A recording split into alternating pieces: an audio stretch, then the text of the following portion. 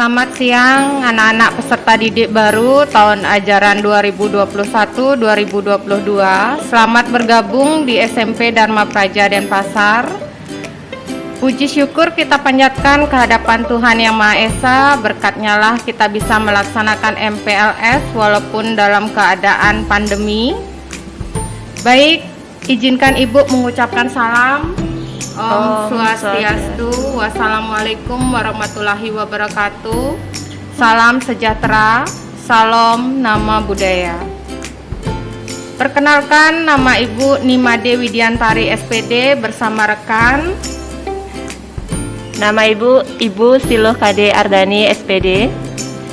Acara hari ini kita membahas materi mengenai pengenalan visi misi, program, kegiatan, cara belajar, dan tata tertib. Terima kasih. Ibu jelaskan sedikit tentang visi SMP Dharma Praja Denpasar, yaitu menuju sekolah unggul, berprestasi dalam bidang akademik dan non-akademik, berdasarkan iman dan takwa yang berwawasan budaya dan lingkungan.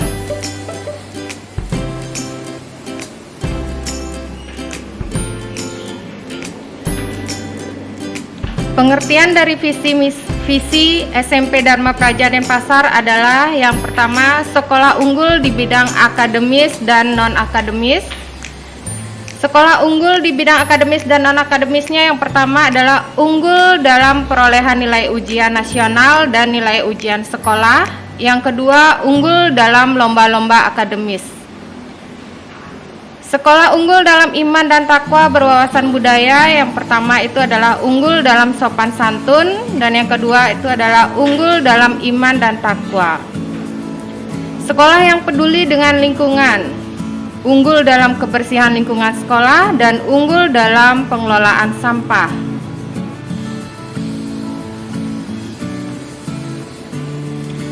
Oke, kita lihat visi SMP Dharma Praja. Itu adalah untuk mewujudkan visi sekolah, maka dilakukan langkah-langkah strategis yang dinyatakan dalam misi berikut. Kita lihat bersama-sama. Yang pertama itu adalah mengembangkan perangkat manajemen dalam rangka menunjang pelaksanaan manajemen berbasis sekolah, atau sering kita singkat dengan MBS. Yang kedua, mengembangkan perangkat pembelajaran dalam rangka menunjang kurikulum 2013. Yang ketiga, menumbuh kembangkan semangat pembelajaran dari seluruh warga sekolah dalam rangka menunjang kegiatan lomba-lomba baik akademis maupun non-akademis. Yang keempat, melaksanakan pembinaan secara intensif terhadap warga sekolah dalam rangka menumbuh kembangkan rasa disiplin, takwa, dan berbudi luhur, menciptakan lingkungan yang bersih, nyaman, dan menyenangkan. Yang kelima, mengembangkan semangat pembelajaran sehingga memiliki keunggulan dalam bidang seni budaya. Yang keenam, mengembangkan semangat pembelajaran dari seluruh warga sekolah sehingga mampu mengelola sampah dengan baik. Yang ketujuh, menumbuhkan semangat pembelajaran dalam pengelolaan air bersih. Yang kedelapan, mengembangkan semangat dari seluruh warga sekolah dalam rangka penghijauan.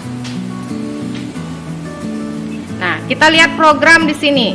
Program yang dimiliki oleh SMP Dharma Praja Denpasar dalam meningkatkan mutu pendidikan adalah sebagai berikut. Yang pertama, mengembangkan budaya sekolah yang religius melalui kegiatan keagamaan. Yang kedua, mengembangkan berbagai kegiatan dalam proses belajar di kelas berbasis pendidikan karakter bangsa.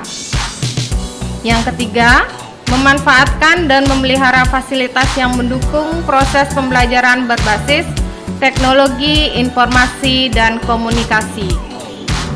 Yang keempat, menciptakan suasana lingkungan sekolah yang rindang dan asri. Yang kelima, mengembangkan pelaksanaan pembelajaran aktif, kreatif, efektif, dan menyenangkan bagi semua guru. Yang keenam, mengembangkan semangat pembelajaran sehingga memiliki keunggulan dalam bidang seni budaya. Yang ketujuh, mengembangkan semangat pembelajaran dari seluruh warga sekolah sehingga mampu mengelola sampah dengan baik. 8. Menumbuhkan semangat pembelajaran dalam pengelolaan air bersih. 9. Mengembangkan semangat dari seluruh warga sekolah dalam rangka penghijauan.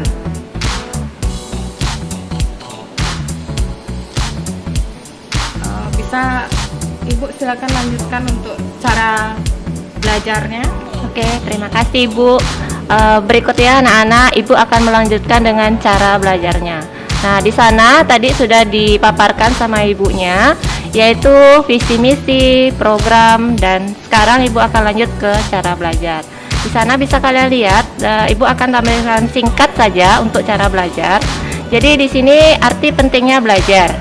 Ada beberapa ya di sana. Belajar adalah suatu usaha memperoleh kepandaian atau ilmu pengetahuan. Belajar juga dapat diartikan sebagai kegiatan berlatih.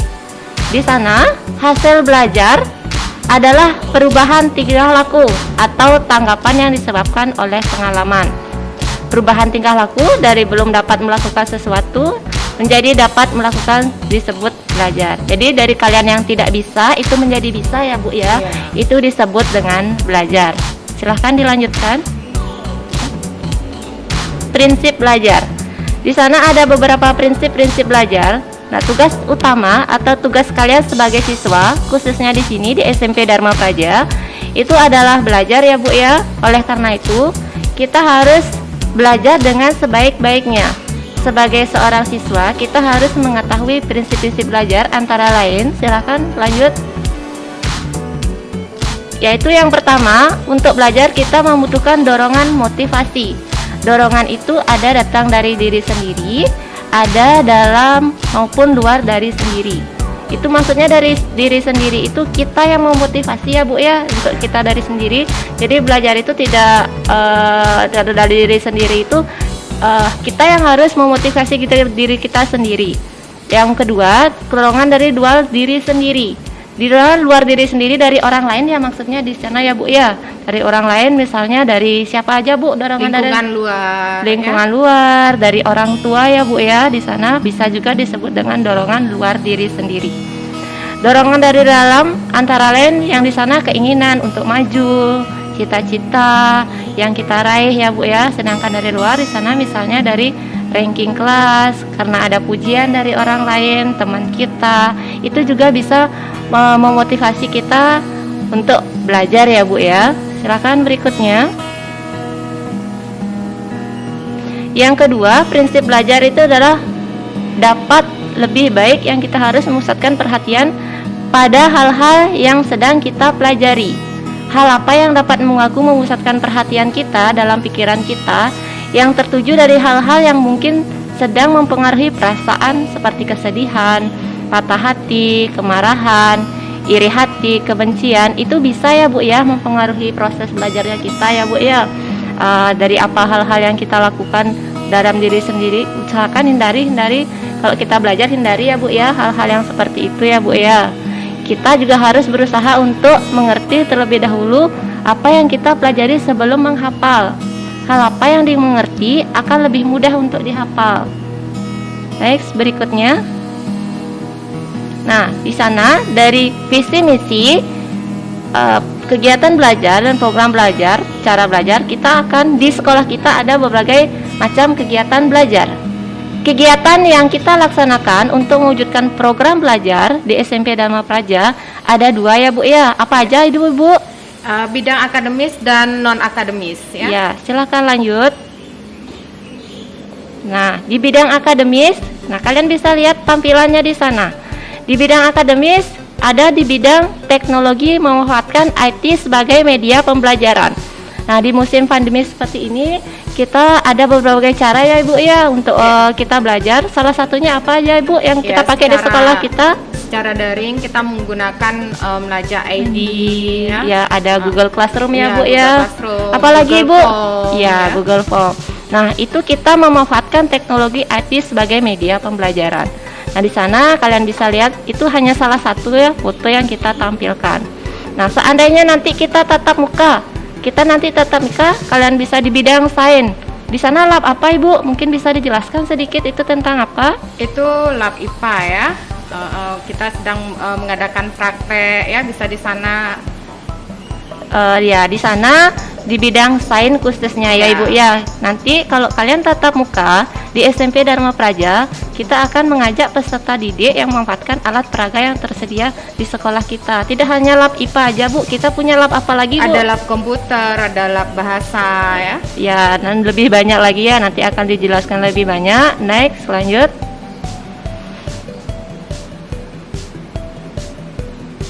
Nah, ini kalian bisa lihat ada sedang di bidang kesehatan dan reproduksi peserta didik ikut mengikuti kegiatan yang diselenggarakan oleh Kisara PKBI Bali. Nah, di sana anak-anak juga dilibatkan mengikuti di bidang kesehatan reproduksi.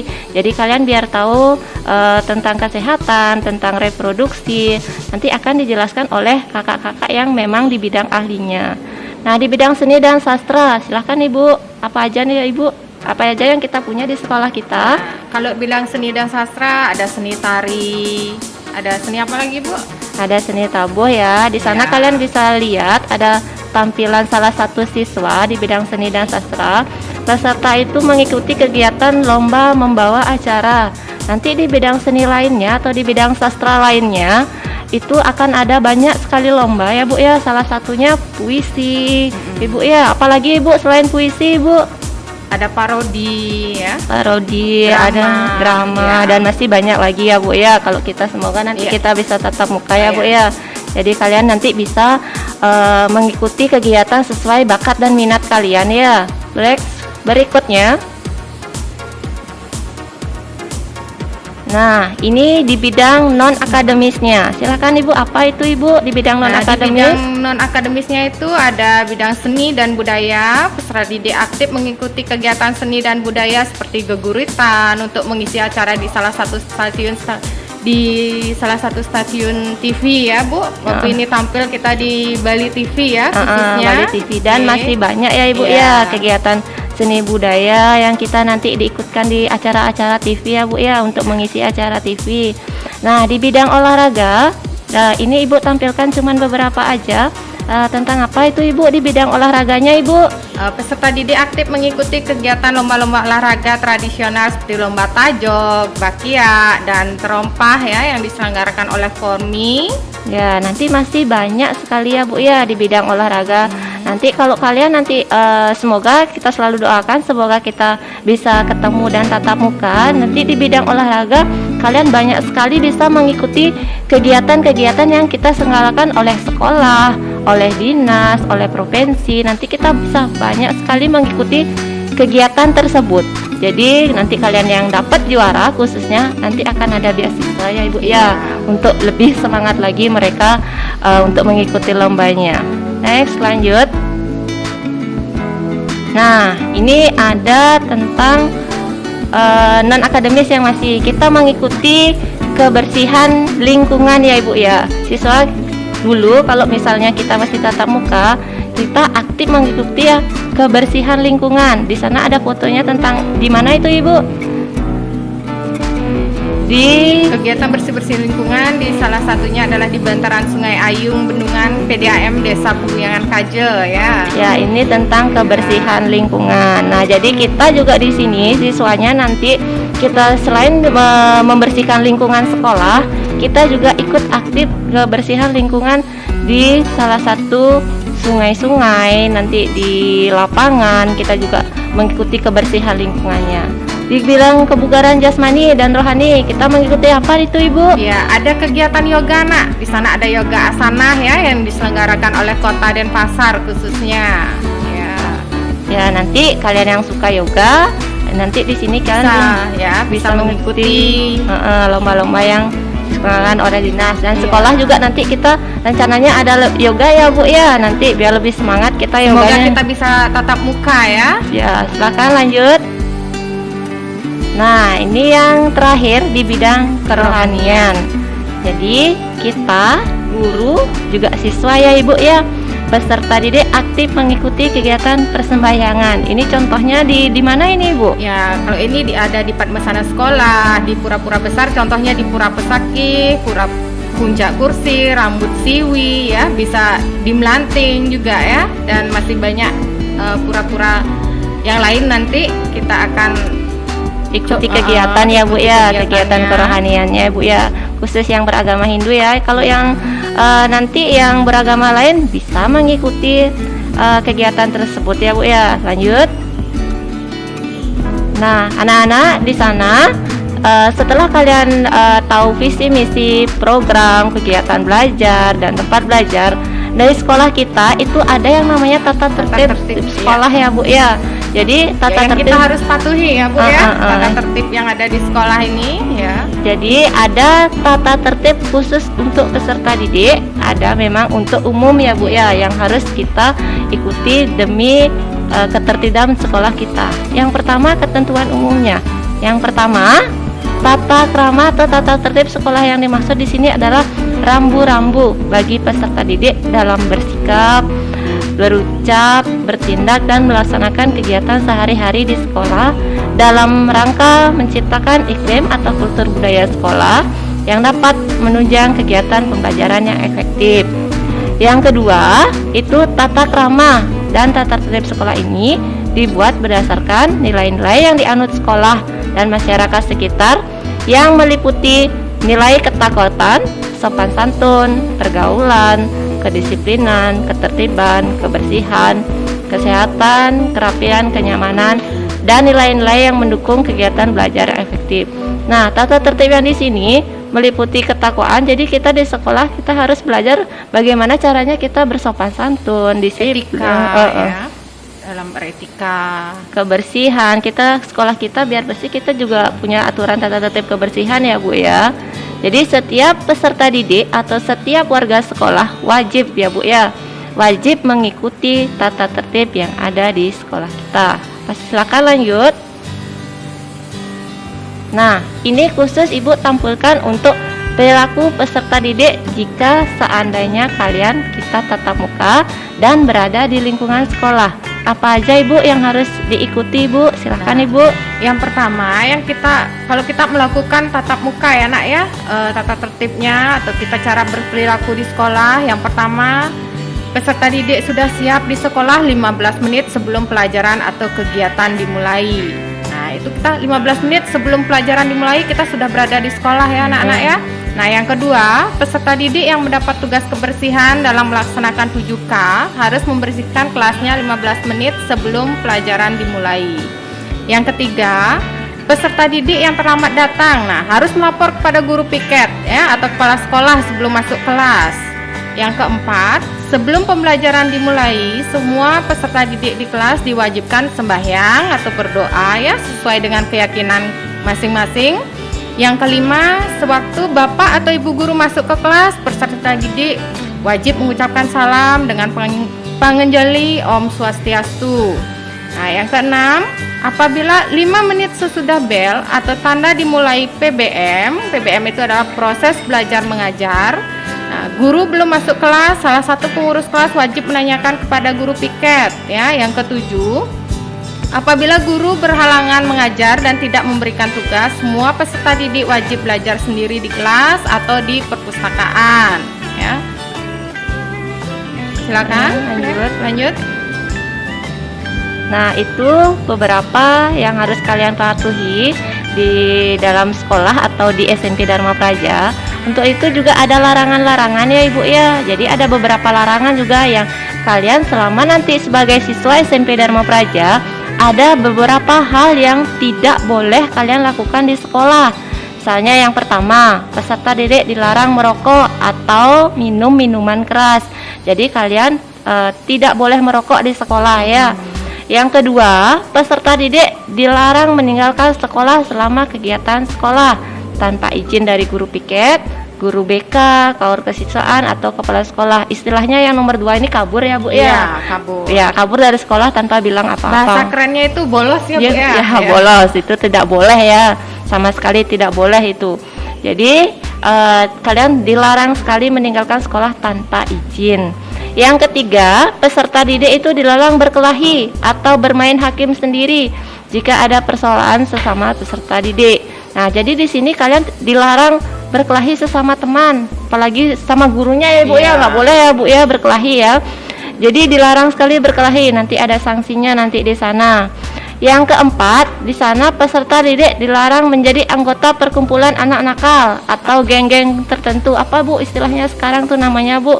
Geng motor ya Bu ya? Ya. Itu dilarang ya. Nanti kalau kalian ketahuan ikut hal yang seperti itu, kalian akan dipanggil ke sekolah. Yang berikutnya, peserta didik dilarang menerima tamu pada jam pelajaran berlangsung tanpa izin guru piket, guru BK, kaur kesiswaan atau kepala sekolah. Atau nanti kalian tiba-tiba mengundang teman-teman kalian ke sekolah kalian untuk bermain hal-hal yang selain pelajaran yang kita sediakan di sekolah, itu tidak boleh ya Bu ya. Peserta didik dilarang mengganggu jalannya pelajaran di kelas sendiri atau di kelas lain. Mana maksudnya ini Bu, dilarang mengganggu kelas sendiri, bermain-main ya Bu ya maksudnya Iya, di sini. kalau misalnya di kelas kalian tidak ada guru ya kalian belajarlah di kelas sendiri gitu, jangan sampai mengganggu kelas lain ya Bu ya. Apalagi sampai manggil-manggil teman di kelas lain ya Bu ya, diajak bermain ya. Terus yang ketujuh, itu peserta didik dilarang membawa makanan ke dalam kelas. Kalau kalian seandainya jam istirahat atau jam setelah ada pelajaran, itu dilarang makan di kelas. Kan kita sudah menyediakan kantin, tempat ya. makan ya Bu ya, yang ada di luar kelas. Jadi kalian tidak boleh membawa makanan ke kelas, apalagi menaruh sisa makanan ya Bu ya. Biar nggak kotor ya, kelas kita tuh biar nggak kotor gitu loh. Biar kalian juga nyaman berada di dalam kelas nantinya. Yang kedelapan, peserta didik dilarang berbelanja, makan atau minum di luar tempat yang sudah ditentukan. Di sana yang dimaksud adalah kantin sekolah. Jika harus ada izin, jika harus keluar sekolah, kalian harus izin dulu untuk membeli makanan. Tapi tetap saja tidak boleh ya Bu ya untuk membawa makanan dan minuman di luar kantin sekolah. Silakan lanjut. Nah, peserta didik yang berikutnya dilarang mencoret-coret dalam bentuk gambar atau tulisan yang bersifat merusak pemandangan tempat-tempat seperti papan pengumuman, meja, bangku, tembok, pintu kamar mandi, serta peralatan lainnya yang dimiliki sekolah. Jadi kita harus juga menjaga ya Ibu ya sekolah kita, kalau enggak Biar tetap bersih ya, tanpa coretan ya. Nanti kalau nggak kita siapa lagi ya Bu ya, untuk yang apalagi kalian sendiri yang merusak fasilitas yang di sekolah itu tidak diizinkan sama sekali ya Ibu ya. Peserta didik dilarang berpindah ekstrakurikuler dalam semester yang sedang berlangsung. Nah, di sekolah kita nanti ada beberapa ekstrakurikuler yang akan disediakan atau bisa kalian pilih sesuai bakat dan minat kalian ya. Ada kalau kurang lebih 17 cabang ekstra di sana yang kalian bisa pilih salah satunya ya, sesuai Bu, bakat ya Bu ya, jangan ikut-ikutan nanti memilih ekstra ya. Ibu suka menari, jadi semua ikut menari. Saya nggak mungkin ikut menari karena saya nggak suka menari ya Bu ya. Jadi kalian silahkan pilih ekstrakurikuler sesuai dengan bakat dan minat kalian. Yang berikutnya, peserta didik dilarang membawa senjata tajam atau barang lainnya yang tidak ada hubungannya dengan perlengkapan belajar. Senjata tajam maksudnya di sini apa Ibu yang tidak boleh kita bawa Ibu? Seperti pisau ya, itu nggak boleh, dilarang keras ya kalau ke sekolah membawa senjata tajam ya. Ya, itu salah satu contohnya ya. Dan senjata tajam dalam bentuk apapun kita tidak boleh membawanya ke sekolah. Nah, peserta didik dilarang melakukan perbuatan yang mencemarkan nama baik sekolah atau di luar sekolah. Apa salah satu contohnya Ibu? Misalnya masih pakai baju sekolah kita merokok gitu ya Bu ya. Boleh ya. Apalagi Ibu kira-kira Ibu contohnya Setelah Ibu? sekolah kita masih pakai pakaian sekolah, kita harus pulang ya, jangan nongkrong di warung ya, biar nggak jelek nama sekolah kita ya. Ya, kalau misalnya langsung itu sudah mau melakukan perbuatan yang mencemarkan nama baik sekolah ya. Berikutnya, peserta didik dilarang membuang sampah sembarangan. Nah, ini yang paling sering kita lihat di lingkungan kita lihat ya Ibu ya di lingkungan sekolah. Jadi kalian harus membiasakan diri membuang sampah pada tempatnya. Ya, berikutnya peserta didik dilarang mencuri dalam bentuk apapun di sana. Kita sudah pasti mengajarkan anak-anak tidak boleh mengambil milik orang lain ya Ibu ya. Yang bukan milik kita ya. Kalaupun mau pinjam itu boleh asalkan bilang sama yang punya ya Bu ya. Jadi kita dilarang mencuri dalam bentuk apapun. Lanjut. Nah, itu beberapa larangan. Sekarang kalian bisa lihat tampilan di sana adalah jenjang penanganan masalah peserta didik. Jika seandainya nanti kalian melanggar tata tertib atau sengaja larangan-larangan kalian itu ikuti, kalian akan memperoleh sanksi dari apa yang kalian langgar. Nah, teguran itu nanti ada bentuknya lisan, tertulis. Itu juga ada tingkatan-tingkatannya ya, Bu ya. Yang pertama, jika kalian nanti melakukan pelanggaran, itu paling dikasih tahu dulu ya, Bu ya, tahap awalnya ya, kita dari gurunya. diberikan oleh pembinaan awal ya.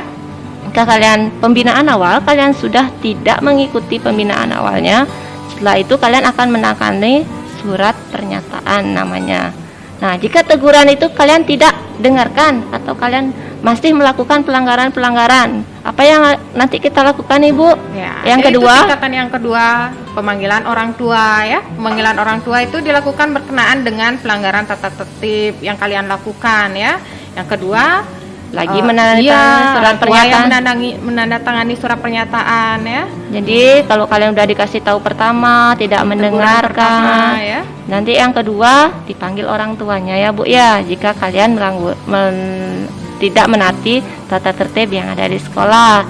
Jika masih juga Ibu masih melakukan pelanggaran, Ibu, tegurannya sudah, pemanggilan orang tuanya juga sudah, tapi masih aja tetap melakukan pelanggaran. Apa nanti tingkatan yang kedua, Ibu? Yang ketiganya skorsing ya.